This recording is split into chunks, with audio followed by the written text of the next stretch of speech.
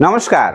દરેક નવજાત શિશુ માટે આ પૃથ્વી ઉપર જો કોઈ સર્વશ્રેષ્ઠ અમૃત હોય તો તે છે માતાનું દૂધ.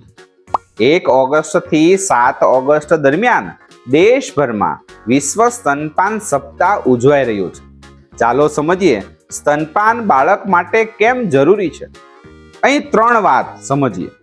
પ્રથમ વાત, નવજાત બાળકની પ્રથમ રસી એટલે સ્તનપાન. ડિલિવરી પછીનું શરૂઆતનું ઘટ પીળું દૂધ બાળક માટે કુદરતી રસી સમાન છે, જે બાળકની રોગ પ્રતિકારક શક્તિ વધારે છે. બીજી વાત, સંપૂર્ણ આહાર. શરૂઆતના 6 મહિનાના બાળકને પાણીની પણ જરૂર નથી હોતી. માતાનું દૂધ જ તેનો સંપૂર્ણ આહાર છે. ત્રીજી વાત, માનસિક વિકાસ. સ્તનપાન બાળકને ચેપ અને રોગોથી બચાવે છે અને તેના મગજના વિકાસમાં મદદ કરે છે. અહીંયા આપણે 3 નિયમો પણ સમજીએ. નિયમ 1, જન્મના પહેલા કલાકમાં જ સ્તનપાન શરૂ કરો.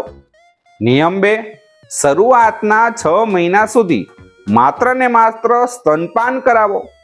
ઉપરનું પાણી કે મધ કશું જ ના આપો. નિયમ 3, સ્તનપાન બાળકને મોટી ઉંમરે થતી ગંભીર બીમારીઓ અને ઇન્ફેક્શનથી બચાવે છે. પરંતુ સ્તનપાન એ માત્ર માતાની એકલાની જવાબદારી નથી.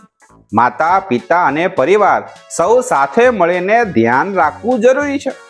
સ્તનપાન એ એક કુદરતી અને સુંદર પ્રક્રિયા છે. આવો આપણે સૌ સાથે મળીને સ્તનપાન કરાવતી દરેક માતાને આદર આપીએ, તેને અનુકૂળ વાતાવરણ પૂરું પાડીએ અને આ ઉજવણીમાં સહભાગી બનીએ. સ્વસ્થ માતા અને સ્વસ્થ બાળકથી સ્વસ્થ ભવિષ્યની શરૂઆત કરીએ.